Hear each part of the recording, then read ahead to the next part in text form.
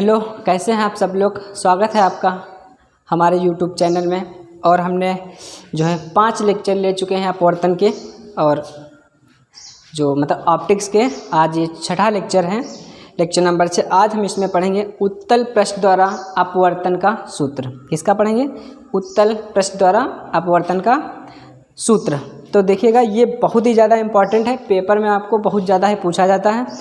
तो और बहुत कायदे से इसको बहुत डिटेल में हम आपको बताएंगे, आपको 100 में 100% समझ में आएगा ये। ठीक, तो क्या करना है, सबसे पहले हम क्या पढ़ेंगे? उत्तल पृष्ठ द्वारा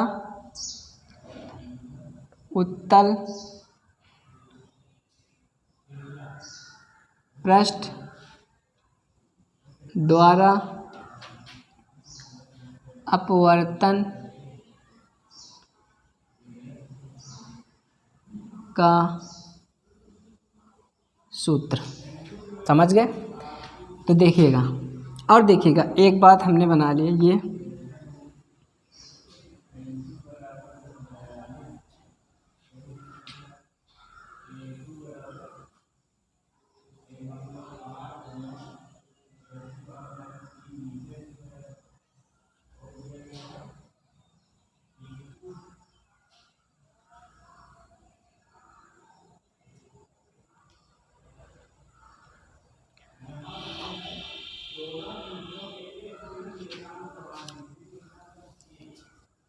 क्या बना लिया हमने? ये एक उत्तल पृष्ठ बना लिया।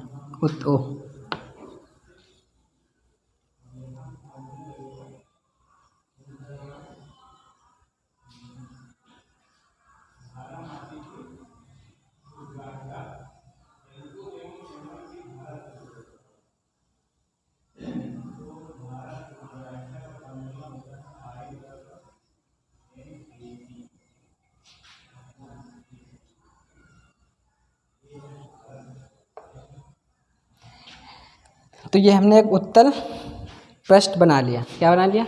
उत्तल पृष्ठ। देखिएगा, किसी भी प्रतिबिंब को बनाने के लिए कम से कम 2 किरणों की आवश्यकता होती है। अगर इसे हमें प्रतिबिंब का निर्माण करना है, ये हम आपको बता चुके हैं, तो कम से कम हमको 2 किरणें की आवश्यकता पड़ेगी अगर हमें प्रतिबिंब बनाना। तो देखिएगा, अब ये गोले का एक पृष्ठ होता है, तो अगर ये गोला है तो इसका जो केंद्र होगा, क्या होगा?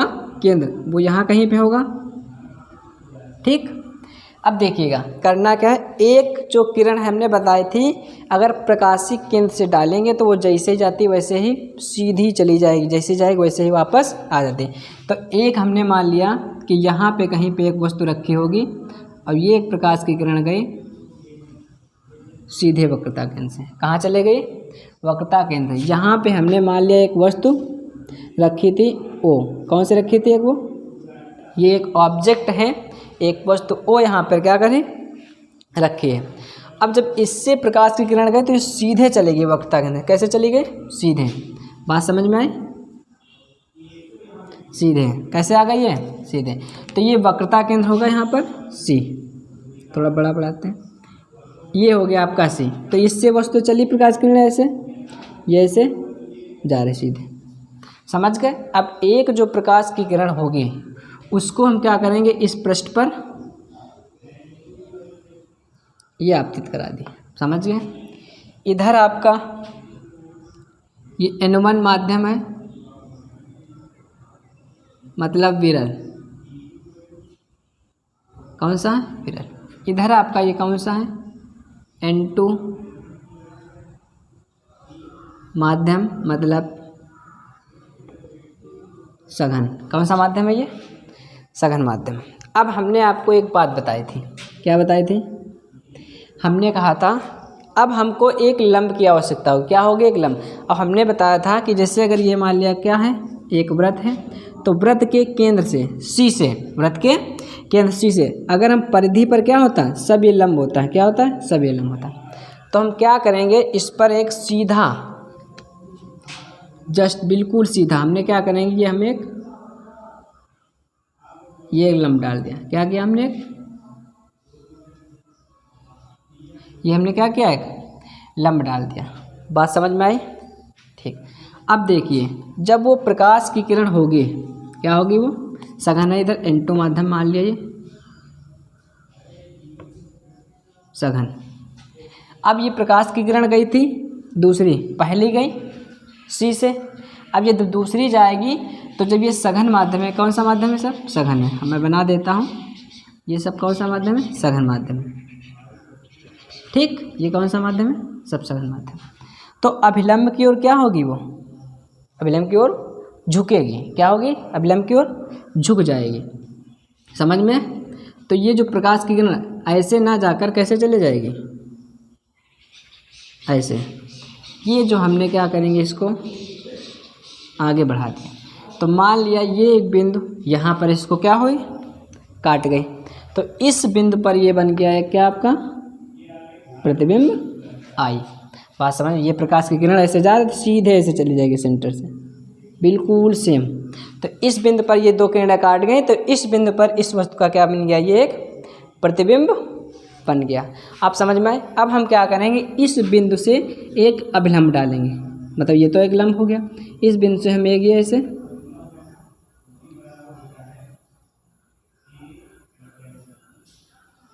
ये हमने क्या किया? डाल दिया। बात समझ में आई?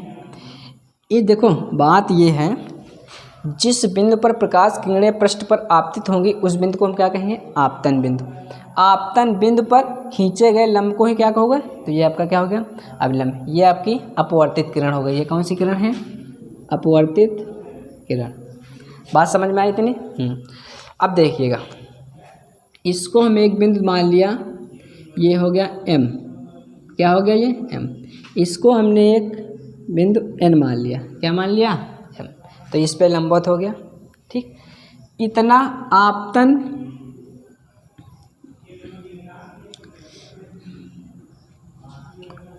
आई होप आपको इतना समझ में आया होगा। ठीक, तो आपतन मतलब जो अभिलंब और आपतित किरण के साथ बने कोण को क्या कहोगे? आपतन कोण आई। ये कौन सा हो गया आपका कोण? आई। ये अभिलंब है, तो इसके बीच ये कोण कौन सा होगा जाएगा आपका? R। बात समझ में आए? बट इसको, ये किरण को जाना कैसे चाहिए था? इसको ऐसे ऐसे ऐसे से जाना चाहिए, लेकिन ये डिस्टर्ब हो गई, तो ये क्या हो गया? अभिलंब की ओर झुक गई, तो ये ऐसे चली गई। बात समझ में आई? अब ये सब क्या आपका बना लो, ये सब सघन माध्यम है। क्या है सब?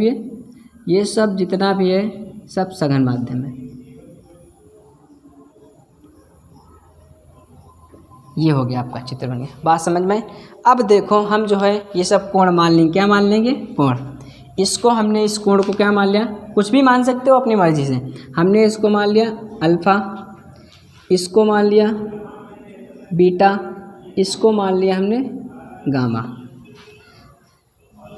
आई होप आपको ये इतना चित्र समझ में आया होगा। फिर से हम आपको एक बार चित्र समझा दें। ये एक वस्तु रखी थी O। कम से कम प्रतिबिंब बनने के लिए 2 किरणों की आवश्यकता होती है। कितनी? 2। मिनिमम 2 किरणें आपको चाहिए प्रतिबिंब बनने के लिए। तो ये वस्तु यहाँ से गई, इससे प्रकाश किरणें गई, सीधे प्रकाशिक केंद्र से निकल गई, जा रही है, जाने दो। इस वस्तु से गई, इस पृष्ठ पर गई, अभिलंब, ये सघन माध्यम था, अभिलंब की ओर ये अभिलंब डाल दिया, केंद्र से डालोगे पृष्ठ पर अभिलंब, तो ये अभिलंब हो गया, अभिलंब की ओर ये झुक गए, ये काट गए, इस बिंदु पर क्या हो गया इसका? ये प्रतिबिंब। ये आपतन अभिलंब के साथ आपतित किरण आई कोण आपतन कोण बनाएगी। ये अभिलंब के साथ अपवर्तित किरण कितना बनाएगी? R। इस किरण को क्या कहेंगे हम? आपतित किरण। कौन सी किरण? ठीक, इसको आप क्या नाम देंगे? अपवर्तित किरण। कौन सी? अपवर्तित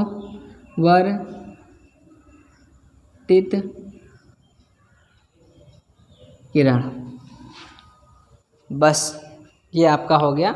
अब देखिएगा, सबसे पहले हमें क्या करना है, अब हम आपको एक प्रमेय बताते हैं जो आप मिडिल क्लास, मतलब बहुत छोटे क्लास में पढ़ेंगे। बहिष्कोण अंतःकोणों के योग के बराबर होता है। तो देखिए कि त्रिभुज लेंगे, सबसे पहले हम क्या लेंगे?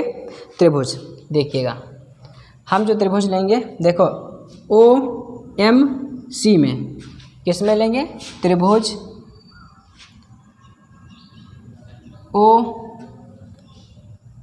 OMC में, OMC सी में कौन सी?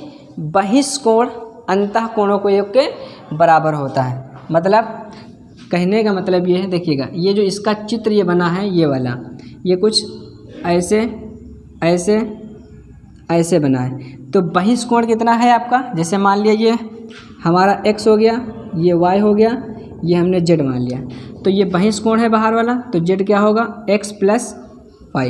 समझ गए? तो हम ये फिर मैं आप यहाँ पे लगाएंगे, देखिएगा कैसे लगाएंगे। तो बहिष्कोण I है और अंतःकोण कितना? अल्फा और बीटा। ठीक, तो अल्फा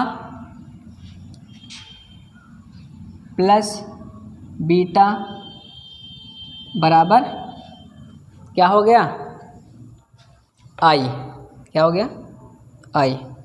अब देखिएगा हम अब किससे कौन से प्रमेय लगाएंगे? ये वाली गामा। अब देखिए ये एक त्रिभुज ऐसे कैसे कुछ बना है, ये एक लाइन हो गई और एक ये आ गई त्रिभुज लाइन, ठीक, और एक ये हो गई, तो ये कितना हो गया? R, और ये कितना हो गया? गामा। ये हो गया आपका बीटा। तो बाहर वाला कोण कौन सा है? बीटा, और अंदर कौन है? R plus R। तो इसको मान लिया समीकरण 1। ठीक, कौन सी हो जाएगी ये? देखिएगा R त्रिभुज ले लीजिए, कौन सा? MCI में, त्रिभुज MCI में कौन सा कोण है? बीटा है बाहर का, अंदर कौन सा है? R प्लस गामा बराबर बीटा। तो यहाँ से हम R का मान किसका निकालेंगे? R का। तो R का जब मान निकालोगे तो क्या आ जाएगा? बीटा माइनस का गामा इधर भेज दिया, तो ये क्या हो गया आपका? गामा। इसको मान लिया समीकरण 2। स्नेल के नियम से किसके लगाएंगे? स्नेल के नियम से। किसके नियम से? स्नेल के नियम से। देखिए क्या करना है इसमें, क्या होता है देखिएगा। एक चीज़ आपको बताते हैं, थोड़ा ध्यान से बनना। जब कोई प्रकाश की किरण जिस माध्यम में जाती है, इधर से वायु सीधे सघन माध्यम में, विरल से सघन में जिसमें जाते हैं, उसका अपवर्तनांक ऊपर लिखा जाता है। अगर जैसे लिखना है इसमें तो क्या लिखोगे इसे? साइन आई बटे साइन आर बराबर N2 बटे N1। कैसे लिखेंगे? N2 बटे N1, मतलब जिसमें जाती हैं उसका अपवर्तनांक हमेशा ऊपर लिखा जाता है, जिसमें और जिससे आती है उसका नीचे। बात समझ में? अगर इसको और भी लिखना है तो इसको ऐसे लिख सकते हो N21। समझ गए? आई होप आपको इतना ही समझ में आया होगा। तो देखिएगा क्या लिखोगे यहाँ पे स्नेल के नियम से? साइन आई लिखते हैं, साइन आई बटे साइन आर बराबर N2 बटे N1। चूँकि होता क्या है देखिएगा, ये जो I और R होते हैं सूक्ष्म कोण है, बहुत से छोटे कोण है। क्या है ये? बहुत से छोटे कोण है। तो इनको क्या लिखेंगे हम? साइन आई बराबर I और साइन R बराबर R हो जाएगा। क्या हो जाएगा? साइन आई बराबर R और साइन आई बराबर R। तो अब क्या करना है आपका? तो ये सूक्ष्म कोण हो गया, तो गुणा कर लो इनकी। तो ये हो गया I बटे R बराबर N2 बटे N1। गुणा कर दो इधर, तो ये क्या हो गया?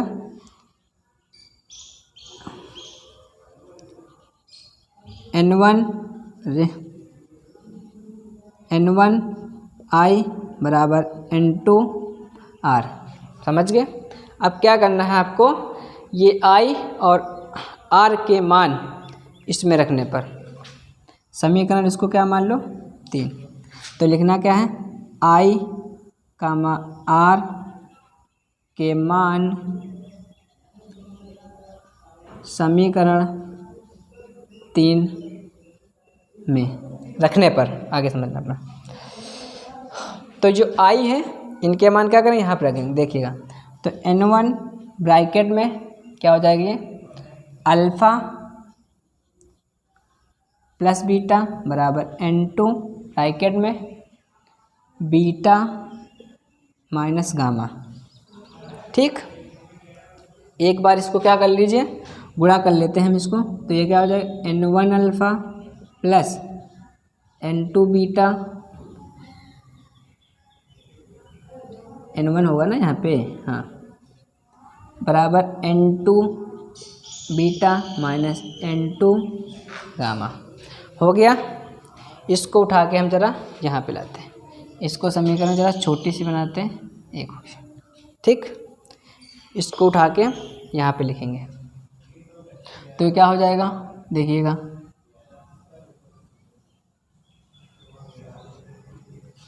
ठीक, N1। अब देखिए इसको हम ज़रा यहीं पे छोड़ देते हैं।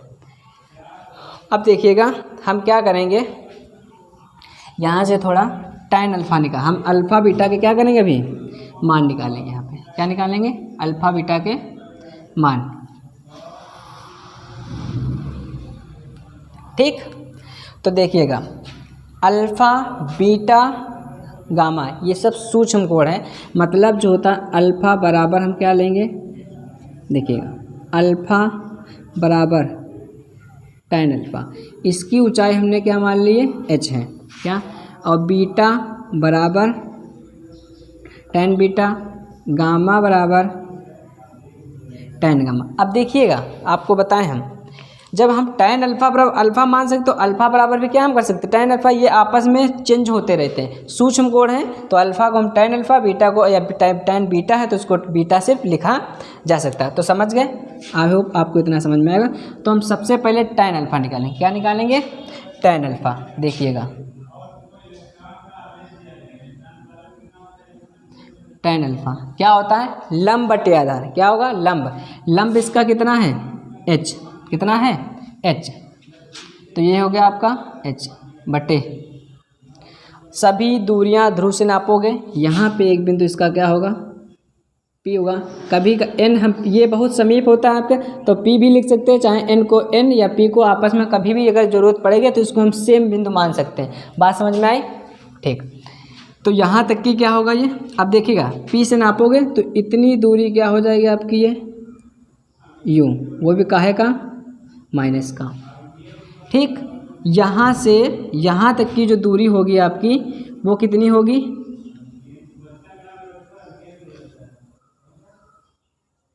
ये सी हो गया, यहाँ से इतनी दूरी क्या होगी, ये v, ये काहे की होगी, प्लस की।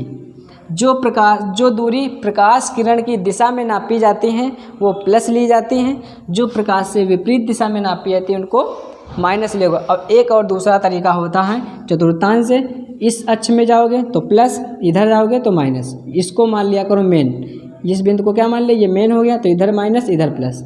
ठीक, तो दोनों तरीके आपको बता दिए। और यहाँ से यहाँ तक की दूरी ये कितनी है, r, वक्रता त्रिज्या है, तो इसको क्या लिखोगे, सिर्फ r, वो भी काहे का, माइनस का, ना रुक जाओ, नहीं ये भी क्या होगा, ये प्लस का, सिर्फ u क्या होगा, माइनस का, तो ये इतना क्या हो जाएगा आपका r। समझ गए, तो tan अल्फ़ा है, इतनी दूरी क्या है, लंब बटे ये हो गया, आधार इसका कितना है, OP, तो क्या हो जाएगा, माइनस का u बराबर, इसको क्या लिख सकते हैं, tan अल्फ़ा, या tan बीटा बराबर, अब tan बीटा कहाँ है, ये, इसका लंब तो हमेशा क्या रहेगा, h बटे त्रिज्या कितनी है इसकी, कैपिटल R। अब क्या बचा है आपका, गामा, तो ये क्या हो जाएगा, tan गामा बराबर, गामा कितना है, ये लंब कितना है ये, तो ये क्या हो जाएगा, b, h बटे क्या हो जाएगा, ये b। अल्फ़ा बीटा गामा के मान का करो इसमें रखने पर, क्या आप रखेंगे, यहाँ पे। अब पहले देखिएगा, यहाँ पे हम क्या करते हैं, अल्फ़ा बीटा गामा, क्या करो, बीटा वाला जो है एक पास ले आओ, पहले इसको, समझ गए, क्या करना है तुम्हें, एक पास लेना, ज़रा ये वाला जो tan बीटा है इसको इधर ले आओ, तो N1 alpha plus N1 beta minus N2 beta minus बराबर N2 गामा। यहाँ से बीटा बीटा क्या करेंगे हम, कॉमन ले लेंगे, या तो सीधे मान रख दो, छोड़ो हटाओ ये लाइन, जहाँ जहाँ मान है वहाँ वहाँ क्या करेंगे, रख देंगे। इसको एक बार लेके आते हैं हम, तो ये हो जाएगा N1 अल्फ़ा, N1 अल्फ़ा है इतना, तो अल्फ़ा का मान कितना है H/U, क्या है H/-U, ये प्लस है, प्लस लगा दिया। N1 बीटा का मान कितना है H/R बराबर N2 बीटा का मान कितना है H/R माइनस N2 गामा का मान कितना है H/P। बात समझ में आई? देखिएगा, ये जो H/P वाला है इसको एक तरफ रखना है, और मतलब एक तरफ लाना है, और इसको इधर लाओ। ये जो माइनस N2H है इसको हम इधर लाएंगे, तो पहले वाला ये वाला लिख, तो ये जब इधर आएगा तो माइनस है, ये कैसा हो जाएगा, इधर प्लस हो जाएगा। ठीक, तो ये हो जाएगा N2H बटे V माइनस का ये वाला लिख लो N1H बटे ये U है, ये U हो गया। अब देखिएगा, ये इस वाला ऐसे फिक्स है, भी यहाँ पर रखना है N2H बटे R माइनस ये वाला लाएँ इधर, तो ये क्या होगा N1H बटे R। H दोनों में से कॉमन लेके कट जाएगा, क्या होगा H दोनों में से कॉमन लेके लाओ, H कॉमन ले लो। अच्छा, तो ये क्या हो जाएगा N2V माइनस N1U बराबर H यहाँ से कॉमन ले लो, H कॉमन ले लिया, तो ये क्या बन गया N2 माइनस N1 बटे दोनों एलसीएम सेम है, ये हो गया R। H से H कट गया, बचा कितना आपका N2 बटे V माइनस N1 बटे U बराबर N2 माइनस N1 बटे R। ये आपका क्या आ गया फार्मूला। ठीक, note down this question. I hope आपको ये इतना समझ में आया होगा। Thank you for watching this video. और अगले लेक्चर में हम जो लाएंगे आपके लिए अवतल पृष्ठ द्वारा अपवर्तन का सूत्र।